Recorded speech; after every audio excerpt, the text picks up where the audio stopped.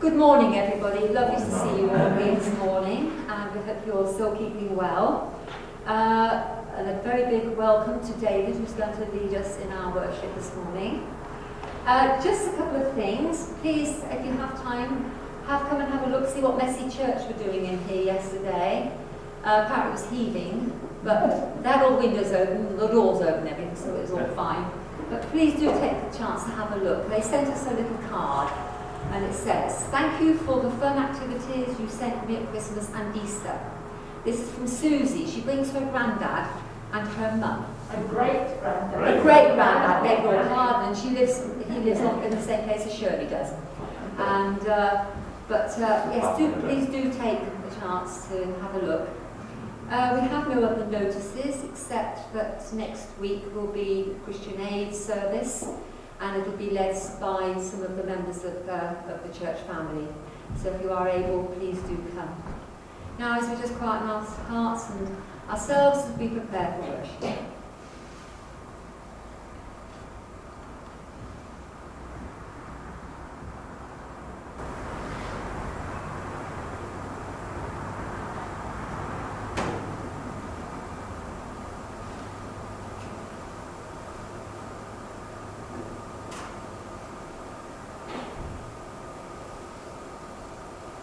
And now our short opening prayer. We dedicate this time and the space to God, source of all being, source of all love, source of all life. May we listen well, learn well, give well, and just be well in your presence. Amen.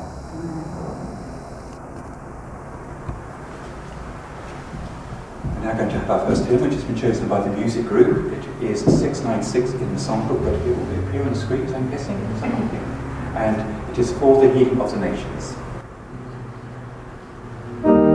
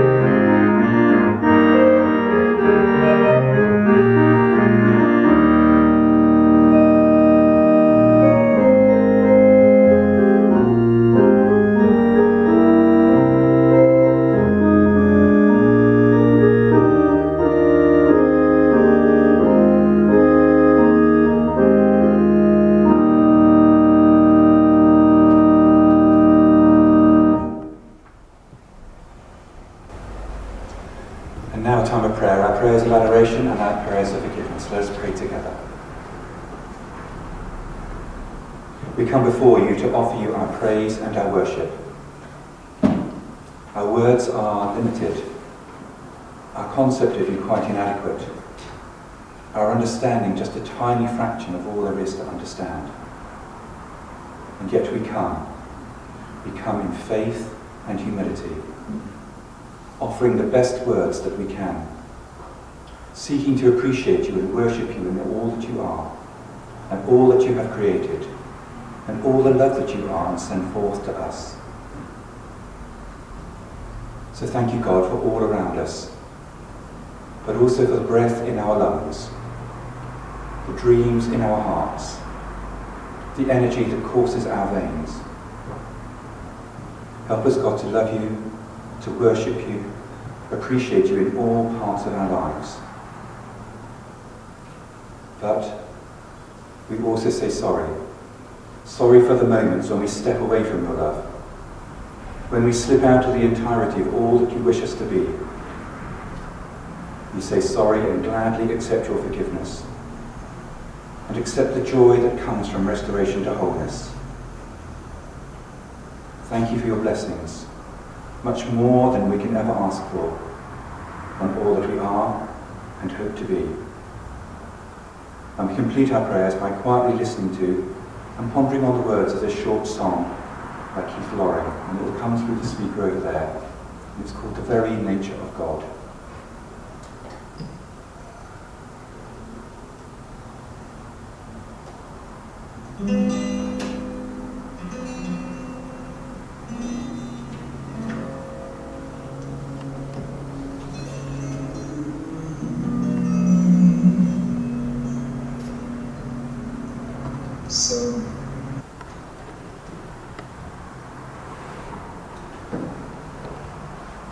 In a moment we're going to have our Gospel reading, which is a set lectionary reading this morning from John's Gospel.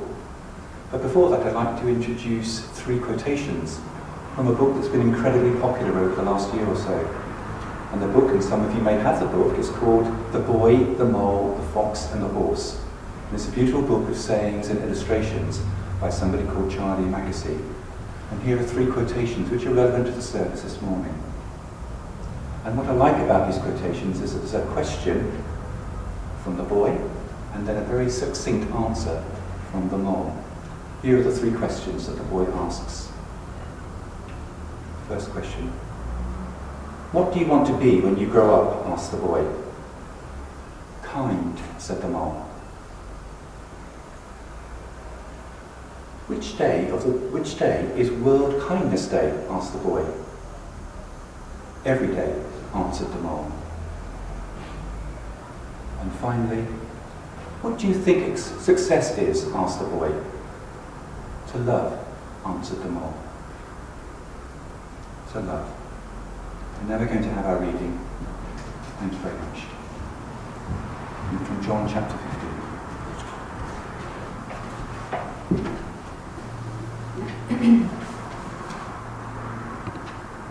This morning's reading is from John chapter 15, verses 9 to 17. As the Father has loved me, so have I loved you. Now remain in my love. If you obey my commands, you will remain in my love, just as I have obeyed my Father's commands and remain in his love. I have told you this so that my joy may be in you, and that your joy may be complete. My command is this: love each other as I have loved you. Greater love has no one than this, that he lay down his life for his friends. You are my friends, if you do what I command. I no longer call you servants, because a servant does not know his master's business. Instead, I have called you friends, for everything that I learned from my Father, I have made known to you. You did not choose me, but I chose you and appointed you to go and bear fruit, fruit that will last. Then the Father will give you whatever you ask in my name. This is my command. Love each other. Thank God for this.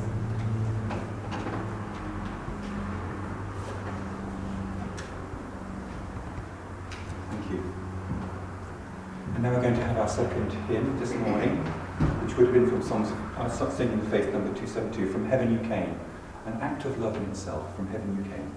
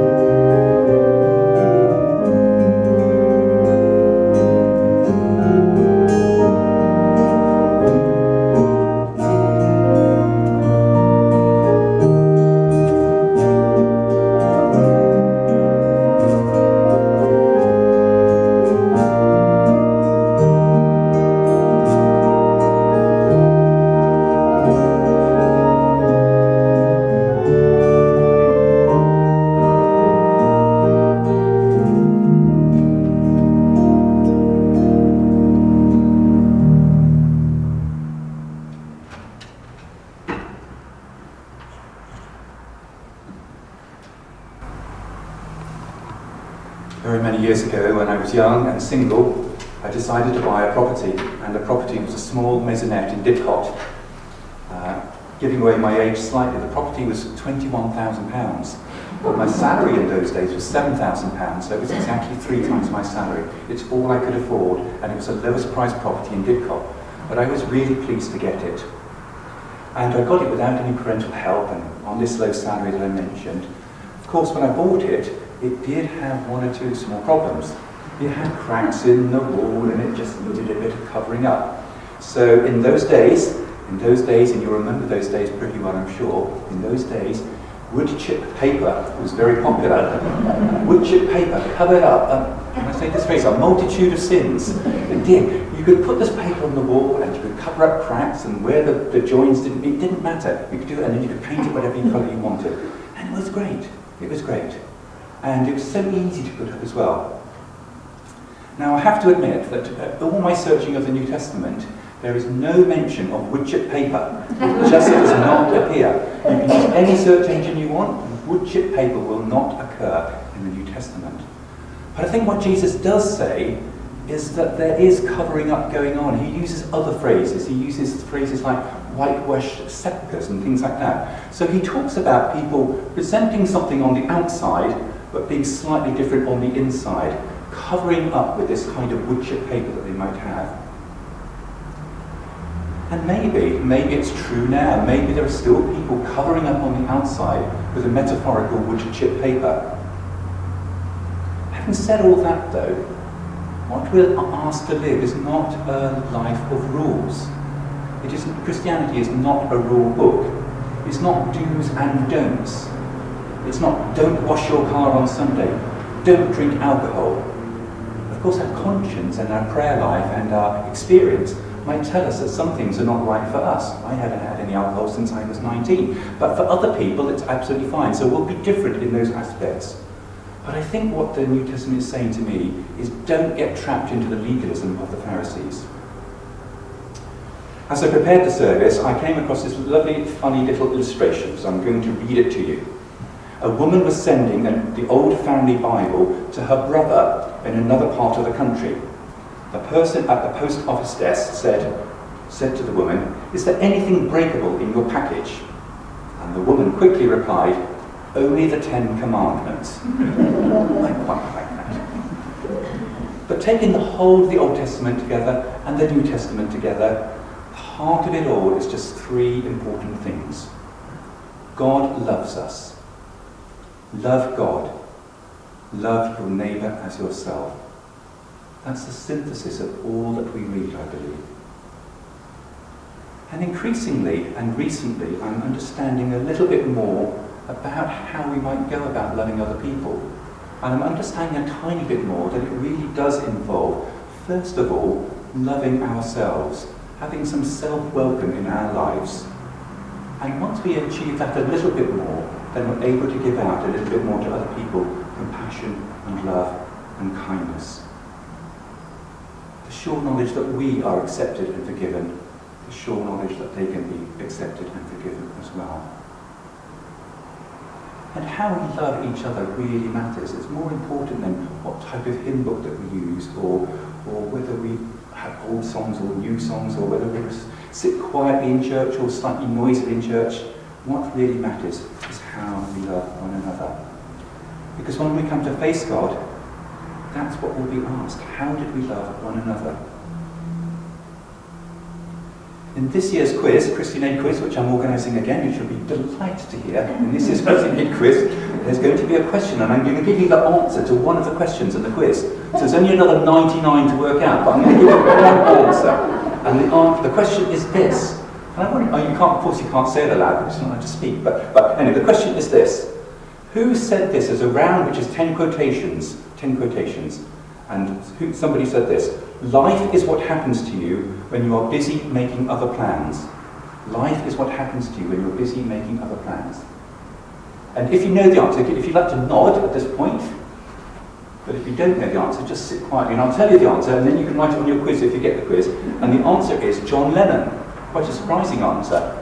I have to say some of the other questions in the quiz are a little bit easier than this one, but there we go. But I thought it's a very relevant quotation to what's happening this morning. Because often we can be very taken up with making plans and doing things and not concentrating on where we are at this very moment. And the present moment is what really matters. If we're going to see God in all things and be with God in all things, we need to be present with God in all things. In a life that isn't happening while we're making plans otherwise, but is there and here, is here. And the encouragement is really to attend to the things that are in our control. And as I came in, we heard the phrase, "Oh, I think everything's under control." I thought, well, that's interesting. Sometimes I don't feel under control, but attend to the things that are in our control. And leave the things that are not in our control, which are just worries most of the time anyway. And maybe the courage to change the things that we're able to change, and possibly the wisdom to distinguish one from another, so that we can live just one day at a time, enjoying one moment at a time, enjoying the present. But even if we manage all this, and that's what I'm seeking to do, living in the moment, even if we manage all this, how is it that somehow we are stopped from loving other people? It's an interesting question, and one I pondered on as I prepared for the service. What is it that stops us from loving other people? Because over the years, as I've gone to church and sat in the congregations, I've certainly heard a lot about it from other preachers. They've tackled the subject in lots of different ways. And they always end up with the conclusion that loving other people is a good thing, and it's something that we're supposed to do. So what's the problem? Why do we struggle so much? Well, my current reading has helped me a tiny bit in giving an answer, but not the answer to you. And the book that I've just been reading is called Soulfulness, and it's by an author called Brian Draper. And you can see him on YouTube. He leads retreats and he speaks very well. And I would highly recommend this book, Soulfulness, by him. And in one of the chapters, he highlights what it is one of the impediments to the loving life that we're called to live. And he said the problem is a very short word. It only has 3 letters, the problem to actually loving other people. And the 3-letter word that he uses is the word ego. Ego. Because he says that ego plays a very big part, an active part in our lives. Sometimes it's very subtle, but he suggests that ego does 2 things. It asks us to compete and to compare with others. So let me explain how competing and comparing might be relevant to the text that we've had this morning. We are all different, I'm sure, and sometimes it's difficult to appreciate the gifts that other people have got and the talents that they have. I said to John as I came in this morning, whenever I come to Kidlington, I always appreciate his guitar playing. And sometimes my ego says, why can't I play good guitar like that? Why am I limited to just about 6 or 8 chords that I don't put together very well? But that's not my calling, and it is John's calling and other people's calling, and that's wonderful. But subconsciously comparing ourselves with other people all the time can be detrimental to our lives. The alternative is to just let things be. Let others be, and not seek to be the other person. There is really no need to compete or compare. Instead, to show love and compassion to those people just where they are, and just where I am. During the lockdown particularly, it's highlighted to me that things aren't quite as they seem for lots of people. Maybe their wood chip paper that I mentioned earlier on has worn through a little bit. Maybe it's pulled apart to add a little bit more, and we can see what's underneath. Circumstances have changed for so many people. One of the things that I've been involved with over the last year in Witney is called the Witney Community Fridge. What this does, it collects food from various supermarkets in Witney and just slightly further beyond, and then 3 times a week distributes the food to people who come along. It's very much like the food bank, and some of you here will probably be involved in the food bank, but the major difference between the fridge and the food bank is that there's no need for a referral. Anybody can come along, anybody can pick up food. So some of the people who come to pick up food are trying to stop the food going to landfill, because that's where it'll end up otherwise. But some of the people are coming along because they're in desperate financial need. And 3 times a week to get fresh fruit and vegetables for free is making a difference to their lives. And it's helping them make ends meet. So they might have lost their job, or they might be on furlough, or circumstances have changed in some way or other, but it's different now, and the cracks are beginning to show. And in Witney, the demand is high. You expect Witney to be a pleasant, affluent, middle-class town, but it's not reflected in the numbers of people who come along. So about 1,000 to 1,100 people will come every month to pick up food from this fridge. And I think that's incredible, that there's so much need and so much help required. People where the circumstances have changed. And I think the activity brings great rewards to the volunteers involved. I feel very privileged to be part of the organisation. I learn a lot from it. I'm humbled a lot. And as much as I try to give encouragement to the people who come, I actually get encouraged by them as well, by their resilience and by their gratitude. And so my attitude each time I go there shifts just a tiny bit, a little bit from getting to giving. And when my attitude is something more like, how can I give myself most fully to this day? rather than what can I get from this day, things can change. Instead of being transactional, what do I gain from it? Things are relational, how it matters to other people. I can just be and just give what I can. And then in doing that, love becomes a greater possibility. And in all of this, our joy becomes more complete, as Jesus promised us in the verses that we heard this morning. But I also thought about what it's like sometimes in the service itself. And I know when I've been sitting as a member of the congregation sometimes and listening to a preacher and the activities that have gone in the service, sometimes I hear this little quiet comment from a neighbour nearby. I didn't get much from the service this morning. That was a bit awful, wasn't it? And one of you can smile underneath your mask because I can't see that, so that's all right. But maybe you've experienced the same. Just thinking, it's not been very good this morning, has it really? It's been quite tricky, and well, I'm going to go home more depressed than when I came, actually. But why is that? Why is that? And it might be something to do with our attitude as we go to the service. It may be instead of expecting to get something from the service, we can go along expecting to give something to the service. That might make a big difference. Of course, we hope that the preaching is going to be good and meaningful. We hope that the music is going to be inspiring. We hope that the prayers will be good for us internally.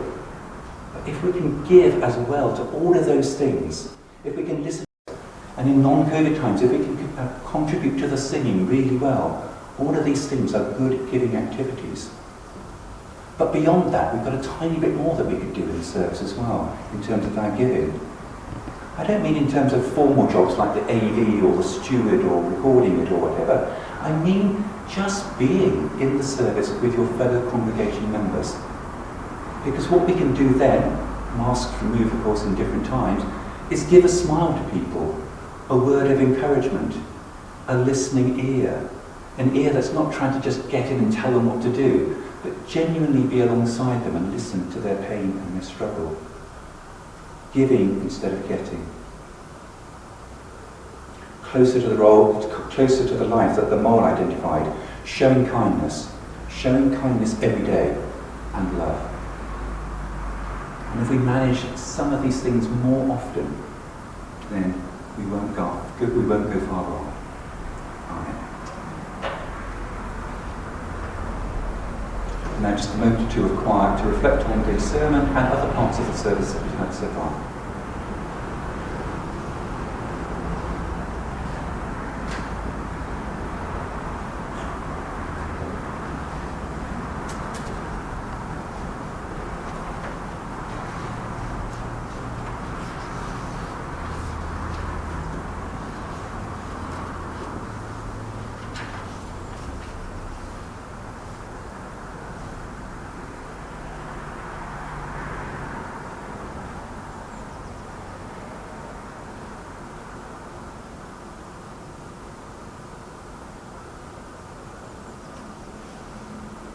And as you're sitting quietly, I'll explain the prayers of intercession that we're about to have now. There's going to be silence after each small section. And I want you to imagine, as we go through these prayers, imagine a pool where a pebble has been dropped in. And as the pebble drops in, that the ripples grow wider and wider and wider. And that's how our prayers will go as well. We'll pray for ourselves first of all, and then we're going to pray for one person in the congregation, and then the whole congregation, and so on. So each time going farther and farther and wider and wider. So let us begin our prayers now. Jesus said to love your neighbour as yourself. So we begin with ourselves. We begin by showing love and kindness and compassion to ourselves and seeking blessings on our spiritual journey.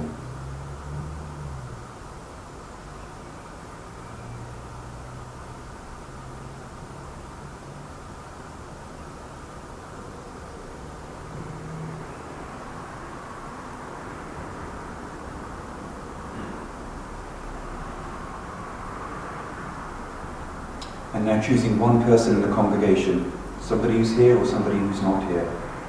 Maybe somebody that you don't know particularly well.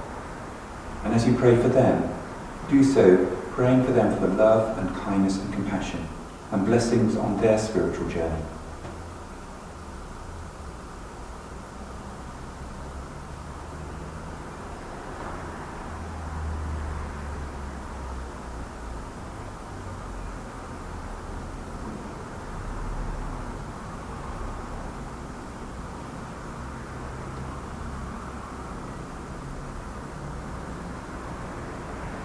And now as the ripples go further out, widening our attention still further to the whole congregation, those that are here this morning or those who are at home.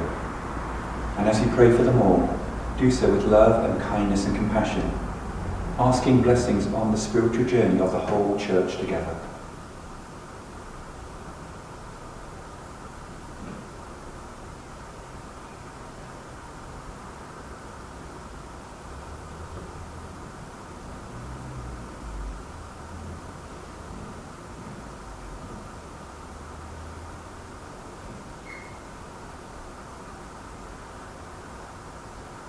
Now widening our attention still further to the community here in Kidlington and the surrounding areas, to our friends and our families, people that we know and care about. And as you pray for these people, do so with love and kindness and compassion, asking blessings on their spiritual journeys.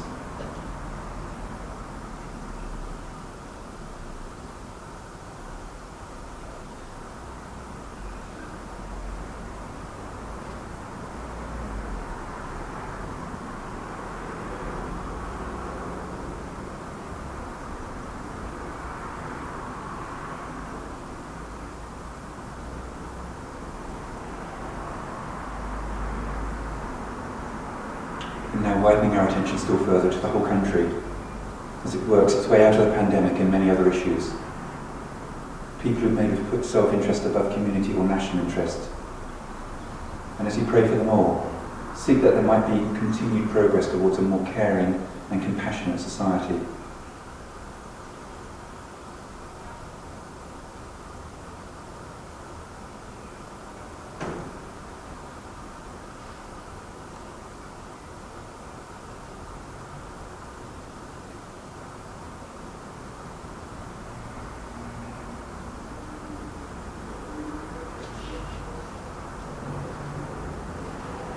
And now finally widening our attention to the whole world. A world that's concerned about climate change, poverty, equality, conflict, safety, housing, water, food, and vaccines for all. And particular countries that you might have in your hearts and minds.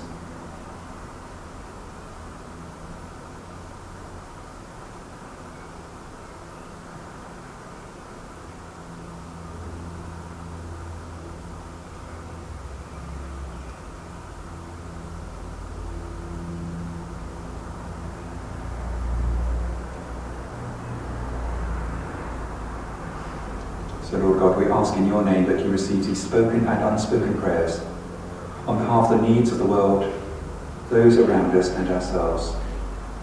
And we complete our prayers by saying together the Lord's Prayer in the modern form. Our Father in heaven, hallowed be your name. Your kingdom come, your will be done on earth as it is in heaven. Give us today our daily bread. Forgive us our sins, as we forgive those who sin against us. Save us from the time of trial, and deliver us from evil. The kingdom, the power, and the glory are yours, now and forever. Amen.